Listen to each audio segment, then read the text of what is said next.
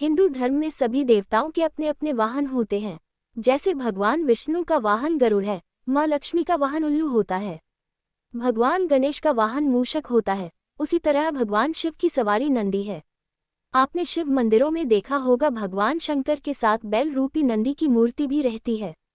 पंडित इंद्रमणि घनश्याल बताते हैं कि शिव भगवान के साथ नंदी की पूजा करना भी जरूरी होता है। भगवान शंकर नंदी के माध्यम से ही भक्तों की पुकार सुनते हैं, लेकिन क्या आप जानते हैं नंदी कैसे भगवान शिव की सवारी बने?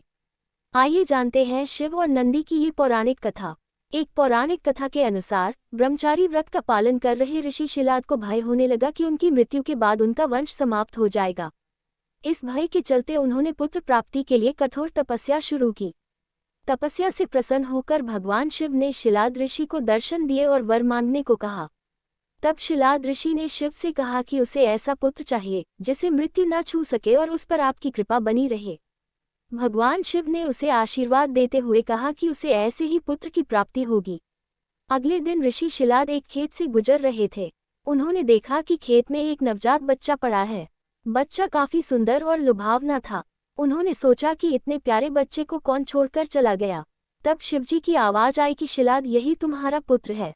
ये सुनकर ऋषि शिलाद बेहद प्रसन्न हुए और बच्चे को देखभाल करने अपने साथ ले गए। उस बच्चे का नाम नंदी रखा गया। एक बार ऋषि शिलाद के घर पर 2 सन्यासी पहुंचे।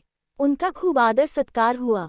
इससे प्रसन्न होकर सन्यासियों ने ऋषि शिलाद को दीर्घायु का आशीर्वाद दे दिया, लेकिन नंदी के लिए एक शब्द भी नहीं बोला। ऋषि शिलाद ने सन्यासियों से इसका कारण पूछा। तब सन्यासियों ने बताया कि नंदी की उम्र कम है, इसलिए हमने इसे कोई आशीर्वाद नहीं दिया। ये बात नंदी ने सुन ली और ऋषि शिलाद से कहा कि मेरा जन्म भगवान शिव की कृपा से हुआ है और वे ही मेरी रक्षा करेंगे।